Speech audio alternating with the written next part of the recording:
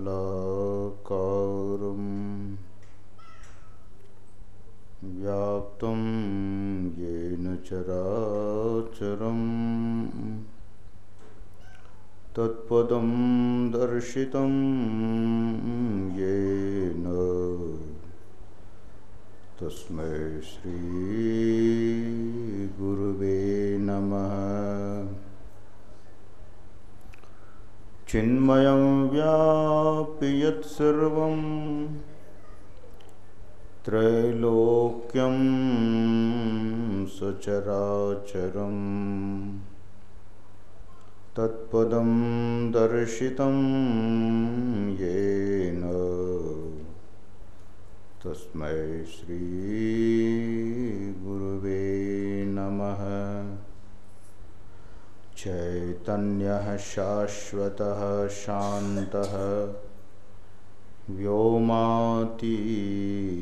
निरञ्जनः बिन्दुनादकलातीतः तस्मै श्री गुरुवे नमः।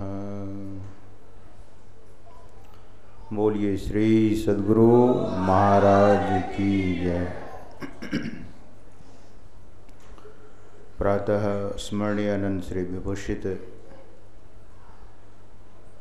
परम पूज्यपाद परमाराध्य संत सद्गुरु महाराज के युगलपाद पद्मों में सदा सदा पदवंदन।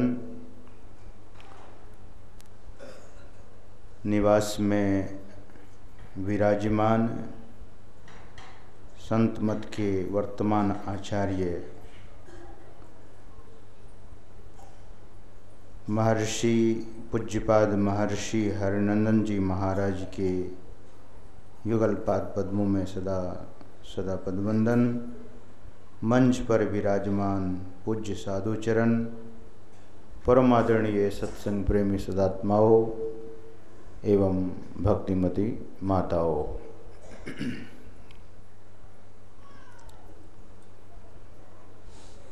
जो महान होते हैं,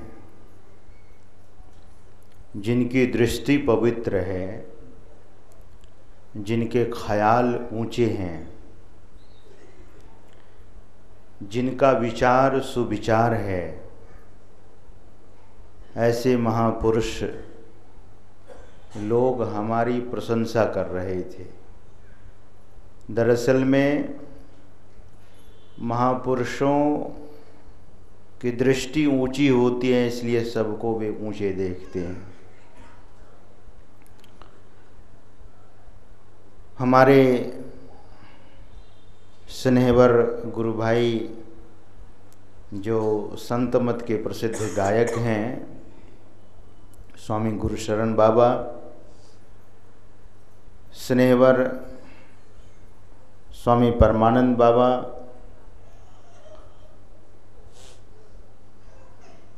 स्वामी किशोरानंद, स्वामी सुरेशानंद जी,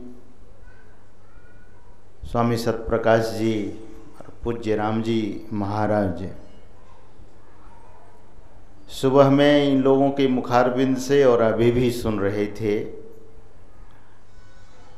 मैं आपसे कोई विशेष बात कहने नहीं जा रहा हूँ।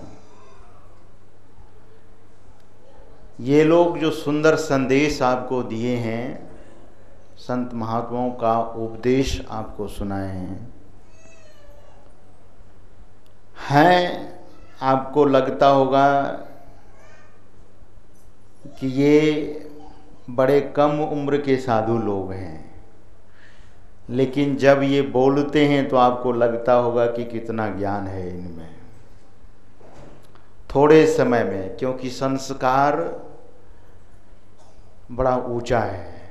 इसीलिए इस ज्ञान को बहुत जल्दी इन लोगों ने ग्रहण कर लिया है। तो आज जो पाठ में हम आप सुन रहे थे भगवान श्री राम का उपदेश, गुरु महाराज के वचन में है कि यह धन धाम कुटुंब कबीला सब स्वार्थ के चेरे, अपने अपने सुख के साथी, हेरे न सुख को तेरे। यह धन धाम कुटुंब कबीला। संत वाणी है, संत सद्गुरु महाराज की वाणी है। यदि संत झूठ बोलते तो उनके नाम पर दुनिया इकट्ठी नहीं होती। पूज्यपाद शाही स्वामी जी महाराज कहा करते थे, आप लोग कदाचित सुने भी होंगे, शायद सुने होंगे, कि जिसमें सत्यता है उनका अस्तित्व बना रहता है। संतवाणी में सत्यता है, अध्यात्म सत्य है, धर्म सत्य है, इसीलिए इसका अस्तित्व बना हुआ है और इसकी चर्चा तब भी थी, अब भी है, अब बाद में भी रहेगी। धर्म का लोप नहीं होता। धर्म थोड़ी देर के लिए लोग कह सकते हैं, जैसा कि भगवान गीता में कहते हैं, ग्लानिर्भवति भारत। लेकिन भगवान कहते हैं कि मैं तो आता हूं धर्म का उत्थान के लिए, अभ्युत्थानम अधर्मस्य, धर्म के उत्थान के लिए मैं आता हूं पुनः। तो हम आप यह जो सत्य की चर्चा सुन रहे हैं, इसमें सत्यता है। संत लोग सत्य बोलते हैं। क्या सत्य है? एक पाश्चात्य विद्वान ने कहा, if you keep your body pleasant, generally we say that is health. आप अपने शरीर को बिल्कुल ठीक रखते हैं, आपका स्वास्थ्य अच्छा। If you keep your mind pleasant, generally we say that is ecstasy. But what type of ecstasy? Pleasant mind किसका, सुंदर मन किनका है? जो अपना मन ईश्वर की ओर लगा देता है, तब एक्सटेसी, एक्सटेसी का अर्थ है परम आनंद उनको मिलने लगता है। तो हम आप आज मनुष्य शरीर के संबंध में महापुरुषों के द्वारा सुन रहे हैं, और इसी पर थोड़ा सा विचार हम आप करें कि पहले, इसके पहले आप मनुष्य थे, आप नहीं जानते। संत लोग कहते हैं कि पशु पक्षी कृमि आदिक योनिन, न जाने किस किस योनि में हम आप थे। आप नहीं जानते कि किस योनि में थे पहले।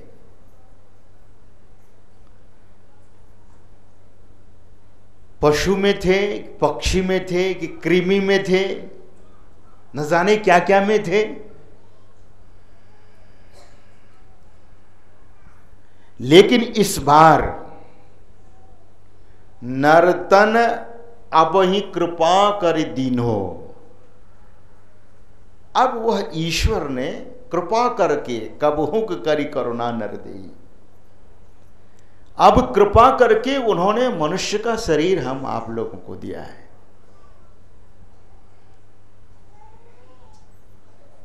तो हम आप को यह बड़ा सुंदर नाव, अच्छी नाव संसार सागर से पार करने के लिए मिला है। लेकिन करते क्या है?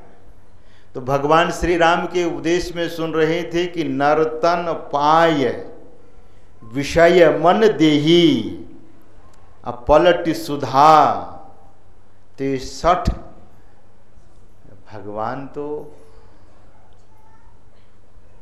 पुरुषोत्तम, मर्यादा पुरुषोत्तम है, तो ये छठ शब्द, मर्यादा पुरुष ऐसे होते हैं। लेकिन भगवान को भी कहना पड़ा कि वे सठ हैं, वे मूढ़ हैं।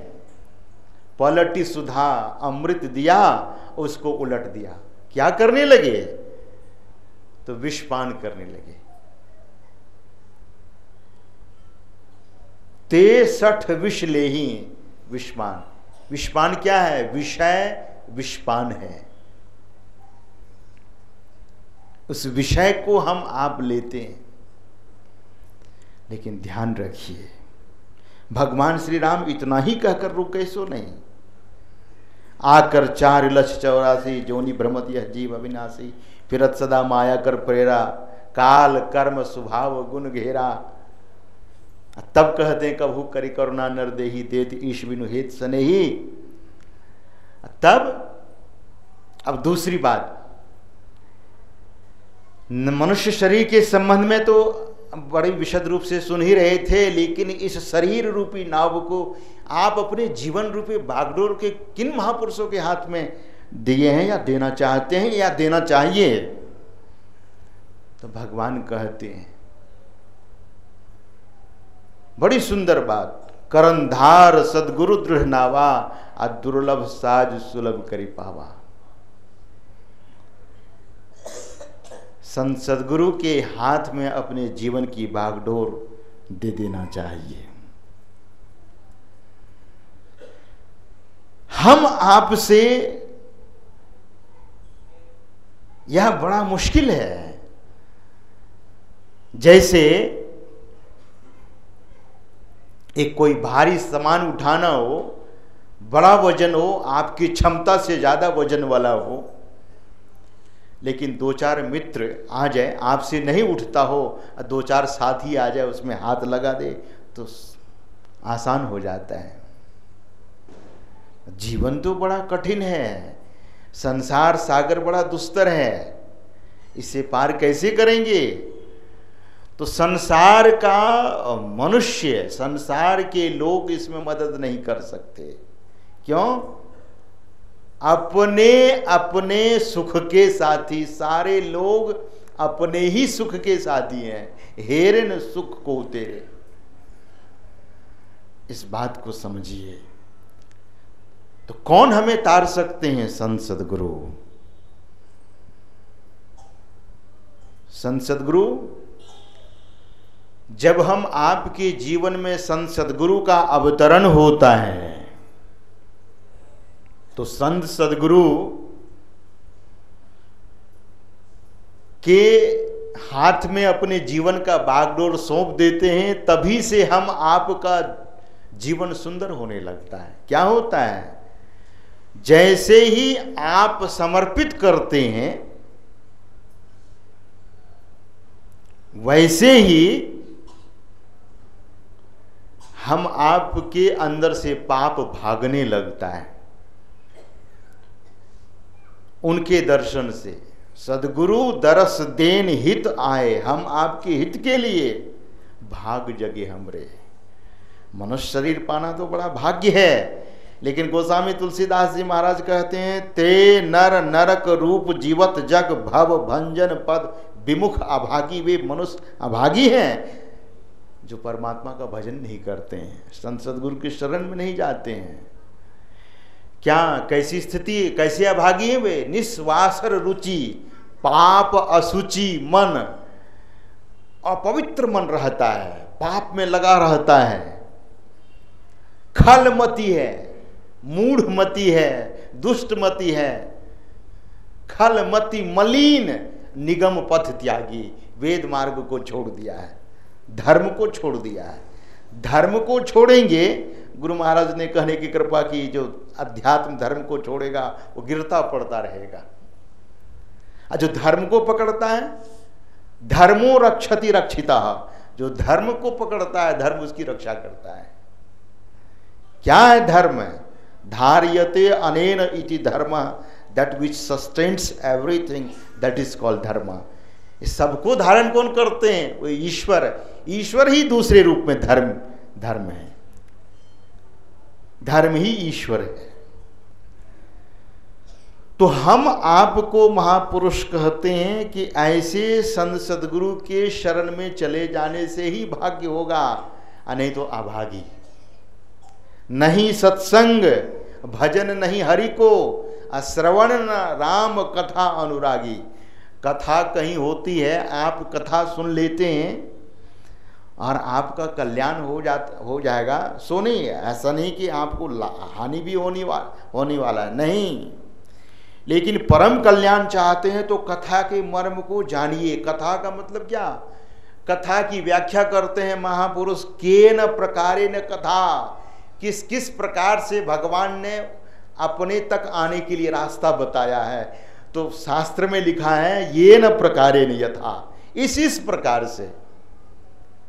क्या? तो विधि बताते हैं कि अब हम आपको उनकी शरण में जाना चाहिए।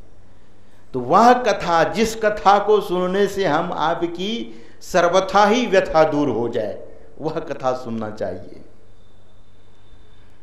सुतवित नारी भवन ममता निसी, सोवत अति न कबहु मति जागी। सुकर स्वान श्रृगाल सरिस जन, जन्मत जगत जननी दुख लागी। तुलसीदास हरि नाम सुधा तजी, असठ हठि पियत विषय विष मांगी। ते नर नरक रूप जीवत जग, भव भंजन पद विमुख अभागी। वे अभागी हैं। संत महात्माओं की दृष्टि में वे मनुष्य अभागे हैं जो हमेशा विषपान करता है, यानी विषय ही में सोता है, विषय में ही चलता है, विषय को ही ओढ़ता है, विषय को ही खाता है, विषय को ही पीता है, विषय ही बोलता है। जिनके जीवन में विषय ही विषय है तो विषपान कर रहा है। अभी सुन रहे थे गुरु भाइयों से कि विष तो एक बार मारता है, लेकिन विषय तो क्षण क्षण मार रहा है। इसलिए गुरु महाराज प्रार्थना करते हैं, हम आपको उन्होंने प्रार्थना देने की कृपा की है कि पल पल मन माया रमे, कभू बिलग न होता। भक्ति भेद बिसरा रहे, दुख सही सही रोता।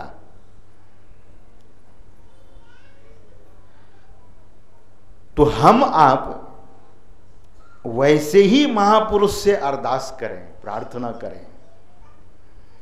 जब प्रार्थना करेंगे तो पाप समूह दरस्ते भागे, पुण्य सकल डगरे, परम उछाह आज सब सकिया, सदगुरु पद भजरे। महापुरुष कहते हैं कि वह दिन तो आपका सबसे सुंदर दिन होगा जिस दिन भीतर में झांकी मिलने लगेगी। शुभ शुभ, अशुभ तो रहेगा ही नहीं। अभी प्रार्थना कर रहे थे पूज्य राम जी महाराज, मंगल मूर्ति सदगुरु मिलवै सर्वाधार। मंगलमय, आप मंगलमय हैं, करते क्या है? मंगल करना। संत सदगुरु के स्वरूप को आप देखिए तो उसमें मंगल ही मंगल है, अमंगल है ही नहीं। मंगलमय, अमंगल करने वाले वे अंतर्यामी हैं। ऐसे महापुरुष के हाथ में अपने जीवन की बागडोर को दीजिए जो आपको पढ़ सके, आपको देख सके, आपको संभाल सके। किसी अधूरे अधकचरे गुरु के जीवन में अपना उनके हाथ में अपने जीवन की बागडोर न सौंप दें, पछताना पड़ेगा। अगर गुरु सच्चे और पक्के नहीं मिले तब क्या होगा? तो अंधा गुरु अब बहरा चेला, गुरु अंधे और चेला बहरा, और दोनों नरक में ठेलम ठेला, दोनों नरक के भागी होंगे। तो गुरु महाराज का मैं एक संस्मरण सुनाना चाहता हूं आपको।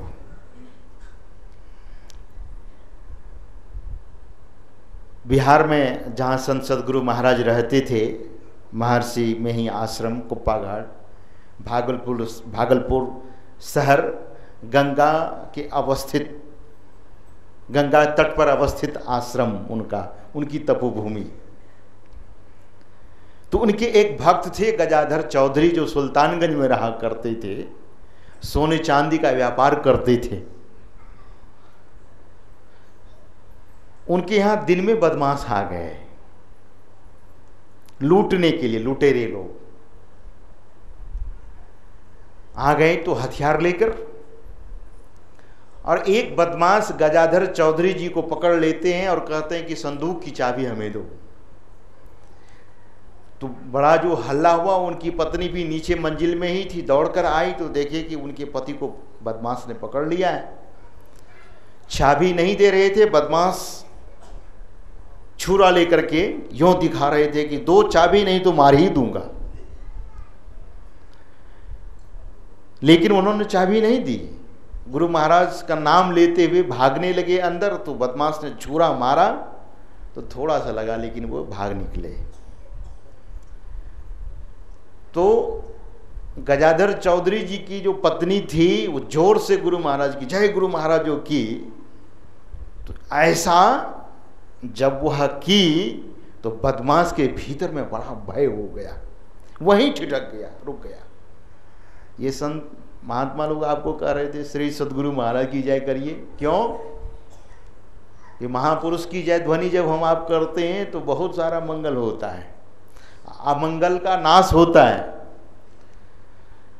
तो वो गजाधर बाबू की पत्नी कहती है आप भागिए ऊपर, हम दरवाजा बंद करते हैं। और जैसे दरवाजा बंद करना चाह रही थी, छिटकनी लगाना चाह रही थी, तो देखती है कि छिटकनी तो खराब है, ये लगने ही वाला नहीं है। बड़ा भयभीत हो गई। तब तक में उनका नौकर आता है और वो कहता है कि माँ तुम भागो, हम लगाते हैं इसे। वो निकल गई। बदमाश लोग जो उनके गद्दी से थोड़ा बहुत लिया, लेकर भागा। बाद में ये घटना तो लगभग 11-12 बजे की दिन की थी, और बड़े वे सज्जन थे, अपने नौकर को पढ़ाते थे। तो नौकर को भेज दिया था स्कूल, विद्यालय। और जब 4 बजे उनका नौकर पढ़ करके स्कूल से आया तो इधर वो घर में खोजने लगे कि नौकर कहाँ चला गया। नौकर तो सुबह ही विद्यालय गया था। जब विद्यालय से लौटकर नौकर आता है तो उनकी पत्नी, गजाधर बाबू की पत्नी पूछती है कि तुम कहाँ चले गए थे, बीच में आए और बीच में फिर कहाँ चले गए। तो नौकर ने कहा कि माँ मैं तो आया ही नहीं, तुम क्या कर रही हो? मैं कब आया, मैं तो स्कूल में था। अरे यहाँ तो डाकू लोग आए थे, बदमाश लोग आए थे, और तुम आकर के छिटकनी हमसे बंद नहीं हो रही थी तो तुमने कहा कि माँ तुम जाओ, मैं इसे लगा देता हूँ। मैं तुम्हें देखा हूँ, तुमने छिटकनी बंद की है और तुम कहते हो मैं स्कूल से आया ही नहीं। बोले हाँ मैं सच बोलता हूँ, मुझे झूठ बोलने से क्या फायदा? तुम्हें विश्वास नहीं तो हमारे शिक्षक लोगों को जाकर पूछो। माँ मैं स्कूल से आया ही नहीं। अब उनको लगा कि ये छिटकनी बंद करने वाले कौन थे। देखिए वे तो हर क्षण रक्षा करते हैं, क्यों? वे सर्वसमर्थ हैं। हरहु भव दुख देहु अमर सुख, सर्वदाता समर्थ हो, वे समर्थ हैं। समर्थ पुरुष हर तरह से रक्षा करने में सक्षम है। जो तुम चाहे हो यही सोई, सब कुछ तुम्हारे हाथ हो, सब कुछ तुम्हारे हाथ में है। तो ऐसे महापुरुष के हाथ में जो अपने जीवन को देते हैं, तो माता जी को लगा कि गुरु महाराज नौकर के रूप में आ गए। तो ऐसी तो बहुत सारी इतिहास में घटनाएं हैं जो संत सद्गुरु नौकर के रूप में, बुल्ला साहब गुलाल सिंह के यहाँ सद्गुरु के रूप में काम करते थे। तो माता जी के मन में हुआ कि गुरु महाराज का दर्शन करावें, तो बोलती है अपने नौकर से मैं कल दर्शन करने जाऊंगी। दर्शन करने जाती है तो नौकर कहता है 1 रुपये मेरे तरफ से भी ले जाओ, क्योंकि मेरे रूप में वे आए थे तो मैं भी उन्हें कुछ चढ़ावा देना चाहता हूँ।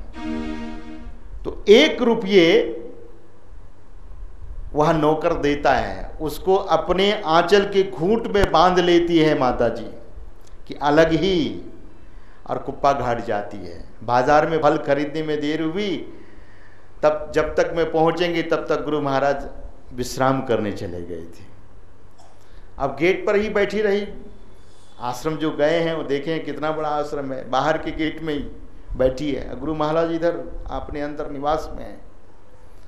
गुरु महाराज अपने सेवक से कहते हैं कि भगीरथ, जो उस समय पूज्य भगीरथ बाबा थे, उनको बोलते हैं कि तुम जाओ, गजाधर बाबू की पत्नी गेट पर बैठी हुई है, उनको बुला कर ले आओ। श्री सद्गुरु महाराज की जय। श्री सद्गुरु महाराज,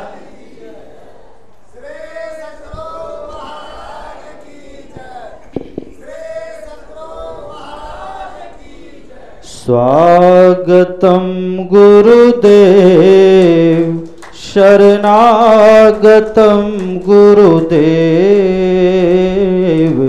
स्वागतम गुरुदेव, शरणागतम गुरुदेव।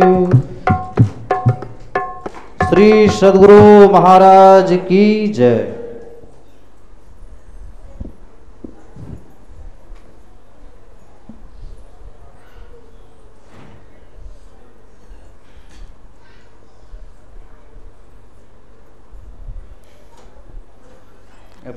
अब तो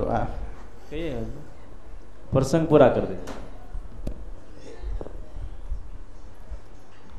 समय तो अधिक हो गया है, लेकिन जो मैं संस्मरण सुना रहा था आपको, मैं सुना देता हूँ। पूज्य बात की आज्ञा है कि आप प्रसंग पूरा करें। तो गुरु महाराज आदेश करते हैं अपने सेवक को, उन्हें बुला कर ले आओ। तो पूज्य भगीरथ बाबा माता जी के पास जाते हैं और समझा देते हैं कि अभी विश्राम का समय है, कोरोना बस आपको वे बुला लिए हैं, आप दर्शन करके जल्दी निकल जाएंगे। तो माता जी जल्दी जल्दी गई, जो फल फूल रखना था, चढ़ाना था, चढ़ा देती है, जो दक्षिणा देनी थी वह दे देती है और चली जाती प्रणाम करके। गेट जब पार कर जाती है, बाहर की गेट, तो फिर गुरु महाराज कहते हैं कि भगीरथ, गजाधर बाबू की पत्नी आई थी, उन्हें फिर बुला करके ले आओ। फिर गुरु महाराज के सेवक दौड़ते हैं और माता जी को बुला कर लाते। जैसे अब उनको तो ध्यान ही नहीं है, फिर जो बुलाए हैं उनको यह ध्यान नहीं है, भाव में भरी हुई हैं, गुरु महाराज को प्रणाम करती हैं। तो गुरु महाराज कहते हैं कि नौकर ने जो 1 रुपया दिया था वो कहाँ दिया आपने?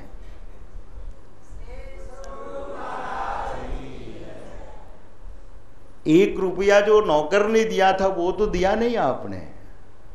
ख्याल आया, आंचल खोल करके 1 रुपया गुरु महाराज के चरणों में चढ़ाने लगी।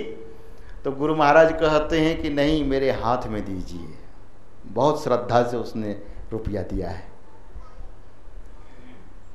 और लेकर के, गुरु महाराज तो वैसे रुपया स्पर्श करते नहीं थे, मैं अधिक जानता नहीं हूँ,